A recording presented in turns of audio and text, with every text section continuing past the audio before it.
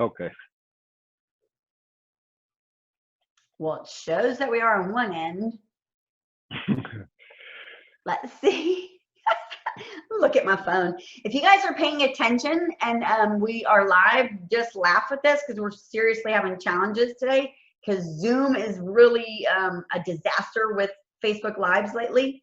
And we're live. Yay. Okay, you Yeah. guys, good morning. Let me get the camera, the right camera. Let me get into the Zoom meeting. Bear with me. There we go. Okay, good morning, you guys. It's Trisha Turner here. I am bringing you our daily dose of anything but average, achieving success in life. This is normally a Tuesday at noon podcast that we do on Facebook Live, but because of the times that we're going through right now with the coronavirus and business owners and everybody kind of weird state of mind, we're going to do this every day to give you words of encouragement, words of hope, and kind of give you some tips to get through some harder times. So with me today is a dear friend of mine. He is the owner of Your Move. His name is Dawda Khan. And I met Dawda, I don't even know how many years ago now. Do you, Dawda? At least maybe 5, 6 years Oh, ago. at Time least it's flies. been more than that because I Yeah. met you before I got married. I met you before I was with Van. So I think Wow. it's probably been like 6 or 7. But Time I met flies when you're Dawda having fun. at a Network Texas meeting, and Yeah. it's a networking meeting, a group we were part of. And immediately we were instant friends. I learned his story because there at our networking group, you had to get up and speak and share your story. And Dowda's story is amazing. It just brings you so much hope when you hear all of the things he's been through in his life. So I'm not going to take up much time. I just want to introduce Dowda. I want Dowda, if you could share, tell everybody again the name of your company, and then share your story, like what brought you here to Houston, how long you've been here, and some of the challenges that you've been through, please. Well, thank you, Trisha. First of all, I really appreciate you giving me this platform to talk to your audience. I'm really, really grateful for it. But again, my name is Dawda Khan. I own a moving company called Your Move. We can take you anywhere within the lower 48 if you're interested in moving anywhere. But I am I am originally from a place called Gambia. It's on the western part of Africa. It's just the tiniest place in the world. It's probably the size of Fulshire. That's It's that crazy. small. I know everyone knows everyone. If I hit the airport today, somebody's going to tell my mother I'm in town. She doesn't have to know. And I've been gone for 21 years. Um, yeah, I moved to Houston in 1999. I've been here ever since. I got here really, just young and ambitious, just trying to figure out exactly. It took me at least about 10 years to figure out, what direction to go, right? As a kid, and from a third world moving to a country like the U.S. and then a city as big as Houston, it was just it was too much for me. But I sort of just focus on where I need to go, and then I just followed my heart and then just go with it. But the amazing thing about it is the individuals that I've met through the years, right? They've allowed me to just be myself and then build who I am as a person and as my company, because success don't have to be complex, right? It has to be easy. But with your network, you sort of just have these individuals that would just go with you, support you, and then build you from the ground up. And then with that support, you cannot go wrong. And that's what happened to me, is the relationships that I've built through the years. And I always use that phrase, like, relationships built on trust and loyalty is key to success. Individuals like yourself and all the support systems that I've had through, from Katy to Fullshit to, like, just Texas in general has been so good to me. And I just can't. I don't know where to start and where to finish. But it's the gratitude that I've been trying to show all through the years. That's why whenever something happens, I try to be one of the first people to come out there and help, because, like, I know what it means to be in a situation that I was in, to build my company from what it was to what it is right now. 80% of it based only on referral. It's amazing. It's just a fun thing to tell So when you folks. came here, what was life like before you came to the States? What did you come from? Well, I mean, I come from first of all, a big family. I'm the fourth child of 7 kids. So my mom had to, just struggle and then work hard to just raise and get us to where we are. So I come from a place where we lived in less than $1 a day, and then I think that's what I understood. No matter how far you've gone, you cannot forget where you're from, because Mm. you have to. That is your roots, and you build yourself based on exactly what your past is. But your past do not determine your future. There's no future in the past, but you still have to remember that when you want to give up, you think about these things like what your mom has been through, what your family has been through, the people that have trusted you that you can do right. You keep pushing, and that's what happened to me because of where I'm from. It's actually really built me to who I am right now. And My when you came here to the United States, were you coming here and seeking a better way because you just believed that there was more out there for you? I'll tell you this, Trisha. Since I was a kid, I've never wanted to go anywhere else in the world but the United States. Um, I had friends that were going to Europe. My sister went to London for college. That never interested me. I was not interested. I could have just gone in and gone to Europe, because it's about 4 to 5 hours away. A flight. People go all the time, but I've always wanted to come here because I was always a fan of this place. I don't know who does the marketing for the United States, but they're really good. But I've And always, so how old were you when you came here to the United but States? I was actually like about when I moved to Texas, I was really 20, but the first time I came, I was about like 16, so 14, Young. 15. So, but like at the same time too, uh, things are so advanced over here compared to where I'm from. If you're 20, you're probably mentally 15. You're trying to build yourself. I mean, what my kids know right now at 13, 14, I didn't know when I was even 20. So it tells you exactly how advanced technology and things are over here, than where I'm from. So, but that's just what happened. And when you came here, did you have a plan in place? Like, I'm going to go to the United States. I'm going to open a moving truck company. Did you have it all laid out, or what? How did that go? I wish it was like that. Right? No, but when I got here, I was still trying to figure out exactly what I wanted to do, how to find myself. And then, just like everyone else, like any other immigrants, you start building from the ground up, right? Whether it's going to school or just coordinating. And then as you build into the corporate world, after school, we start working just like everybody else. And then in 2009, the housing market happened, Yes. right?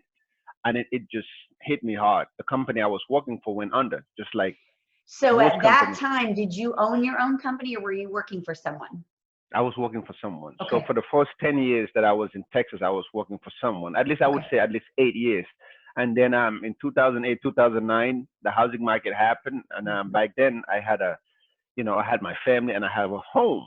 And I needed to figure out exactly what to do. And I remember, well, I used to do moving. And so I took the last, because I lost all my 401k, right? It was all gone. So I only had like at least about $7,500 left, and I was told not to take it out, but I didn't have a choice at that time. So that $7,500, they took 20% off of that. So I was left with, let's say, 5,000, 4,500. I took that and I bought my first truck. So that truck, her name is Betsy. She has a name, but the truck was already 12 years old. It was an old Wow. truck, so it was not anything fancy. So I used that truck to build your move, and we built it to what it is right now. So right now we have at least about give and take between 8 and 12 trucks, So going how plus our long ago contractors. was that when you started your move? 2009, 2009. May So you started 2009. your move with Betsy, this Yes, old truck, and yes, look what you have grown to, you know? yeah. Betsy built all. Yes, ma'am. How But many again, it's trucks do all you about have right relationship now, building. Dawda? Right now we have 8 in-house and then we have 4 with our contractors. So basically 12 total is what we have. And all our trucks are late model trucks, meaning like from Betsy to where we have right now, all our trucks are about 2017 and up. So we don't have any truck older than 2017. The reason why we have that, because we go everywhere within the lower 48. We want to make sure that we deliver on time, on schedule when we tell people we are. And then the only way that you can do that, if you have good quality trucks, and then with a company like Penske behind you that in case you break down anywhere, they can just come in, fix you up, and you can keep going. So you don't have to worry about anything logistically. So that's why we're doing this. You know, a lot of people, when they look at successful business owners, they think, well, somebody must have helped them. They must have been given all this stuff. They think it's so easy, but it's not. I mean, I've known you for years. I've watched you grow, and I know that there's been challenges. Explain to some people maybe one or two challenges that you went through and what helped you get through those, and even now. Yeah. Well, just like anything else, whatever you appreciate. That's just how I look at things. But we as business owners, we have challenges every day. From the outside looking in, you see someone all of a sudden, okay, you feel like, they're successful, but you don't know the long days, the long nights, the truck. For example, I'll use myself logistically with the trucks breaking down. I mean, employees, everything that has to do with moving. It is so tough. It is such a challenge. And then reputation. Reputation is so important in this business. Because, like, you know what? If you cannot keep your word, if you cannot do what you say you're supposed to do, you don't need to be in this business. And I think in my line of work, a lot of companies have created a reputation where, people look at movers like, well, they're not trustworthy. Yes. Right? And that's what you try to avoid. I try to just basically go that extra mile because I feel like it's not crowded. And by going the extra mile, I build my reputation that way. Because 80% of our business is word of mouth. There is no way I could have built that without a reputation of the people, let's say like you trusting me and other folks that I know through the years that have really opened their doors and opened their arms because they trusted the person, me. And then I have to basically instill this trust to my guys to make sure like when they go over there, they act like an extension of me and treat folks how they or myself expect to be treated. So that's just how I look at it. Yes, ma'am. But it has its challenges, and then we're dealing with it every day. And then it's just part of running a business. You either deal with it or you don't need to be in it. Sauce to it? Any you think mindset has a lot to do with it? Mindset has a big part, but like whatever it is, it's like practice makes progress. You have to keep working on it, slow and steady, inch by inch. It's that this is not like, I mean, what they say 1,000-mile journey started with the first step. You have to just basically just walk on it little by little and then build on it. There is no elevator to the top. Take the stairs, work hard, work your tail off, and then whatever you say you're going to do, do it. Be trustworthy. That way people can look at you, be like, you know what? I can go to the end of the world with Dawda because I know, he's going to keep his word. And my word is all I have, and that's how I do business. I mean, I'm still old school in that way. If I shake your hand, whatever I tell you at that point, that is exactly what I'm going to do. And if I do anything other than that, you tell me and I'll fix it right there and then. Yes, ma'am. What would you say are the top 3 things that have attributed to your success? Not knowledge of the business, because knowledge is not power. It's potential power, right? It's only powerful when you get to use it. And I did my homework on what I wanted to do and how I wanted to build my brand. And if I cannot do that, I don't need to be in this business. But like, I just basically make sure our guys are well trained. We have all the materials we need. I make sure like when they're out there, everything that they need, we provide for them to make their job as easy, as stress-free as possible. And in turn, they will forward whatever we want them to do for our clients to make sure that that quality of work that the client was expecting from your move, they get it. And it always comes back because like I always get customers calling me or people just saying, well, somebody that used you in the past recommended you, or a realtor recommended you, or and those things, you don't just get that overnight. You have to build that trust. You have to build, and that's what we have. We build that background solely based on trust. And then trust and loyalty, like I said, goes a long way. And if you're in this small business like this and then you're not trustworthy, you're not going to stay out here for long. You might get away with it once or twice, but in the long haul, people will realize that you're a fraud and they start working with you and start doing business with you. And that's just, and it's not worth it, really. My relationship is more important. I remember when you were only doing local moves. Do you remember that? Yeah. We started only in Katy area. Yes. That's how it is. Yeah. So imagine that. And that's not even too long ago. No. But as we grow, we believe in ourselves. our clients believe in us, our referral sources believe in us, and we said, why not? You know what? We start expanding little by little. We start going to Louisiana. We start going to Mississippi, some of these southern states. And then before you know it, we start heading to New York, California. You know, I mean, the farthest we've ever been was Seattle, Washington, which is about 2,500 miles one way. I mean, the guy said they actually saw one of these ships, like the one of these destroyers between Canada and the U.S. That's how far they've been. That's It's crazy, you know. So, and these guys have traveled the U.S. way more than me, and I wanted to go to these places, but I can't. I have to work on the business, not in it. So that's that. So believe some me, I of want to your go on some of guys these have road been trips. with you a long time, haven't they? They have. I've had guys like that have been here like from day one. One of the guys that work with me, my brother is here with us as well. So I mean, he's That speaks customers love him. volume. It does. It does, because like in this line of business, it's a revolving door. You know, there's a lot of people coming and going because they don't understand the concept of what you're trying to. But you have to teach these things to the guys. Yes. You know, when you get them teaching the culture that you're trying to just have over here, and they'll buy into it when you teach them, and then you tell them exactly what you want them to do. But in turn, you play your part. You make sure you lead them by example, so they can just basically relay the messages to your customers, and then be out there just selling your name for you by being, you know, a representation of your company. So that's just how I look at it. So right Yes, ma'am. now with the coronavirus, do you guys, are y'all doing anything differently when you're going in and out of people's houses? What are y'all doing? Well, each one of our trucks, for starters, have, like, you know, I'll show you. Clorox is one of the things that we have, right? Hand sanitizers, and then also, you know, we wipe the trucks every day, and then the guys wear gloves, and then they wear booties as well. These are some of the things, because all of us have families. Yeah. We have to go to our homes as well. Yep. So we have to take these preemptive measures to make sure that not only do we stay safe, but our clients stay safe, and we can go home at the end of the day safe to our families. So we consistently stay busy, but we also take these steps every morning before we go. And then we also give ourselves distances. I don't allow actually no more than 2 people in the office at a time. Okay. If they want to talk to me, to make sure like we give ourselves that 6 feet of space, and to allow this whole corona from not hitting. And then we only have 2 guys in the truck. And then other people, there's other ways that we can get to customers' homes if we need more than 2 guys. Like we'll drive a second truck even if we don't need it, just to make sure we keep safe. But each one of the trucks have Clorox, have hand sanitizers, and before we get to people's homes, we basically make sure like we just take care of ourselves before we come to your home.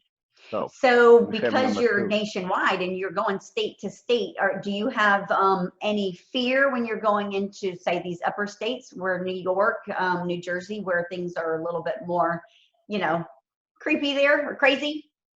Yeah. Well, right now we've choose not to head that way, right? Okay. We choose not to go to New York or New Jersey. Okay. I mean, we are a trucking company, so we look at it as an essential service right now. Right. But there are certain places that we can go, like in the southern part of the United States. Like we actually just got back from California before they shut it down, but we were in Southern California, so we just get in and get out. But like we choose not to go to Jersey, like basically on the northeast part of the United States, because it's the epicenter of this whole mess called coronavirus or COVID-19, whatever they want to call it, to just keep our guys safe and keep our clients safe. Now, once this is said and done, we're more than happy to go up there. But as of right now, we choose not to. But we still go on interstate on states that can allow us to go in there. But at the same time, we feel comfortable going there as well. Yeah, I love it. It's usually the southern states. Yes, ma'am. Love it. Dawda, how can anyone find you? Tell everybody the name of your company again. Our company's name is YourMove. It's spelled EURMOVE. We're right here in Katy, but we service everywhere within the lower 48. Our website is yourmove.com. That's EURMOVE.com. Or you can reach us by phone at 281-988-9700.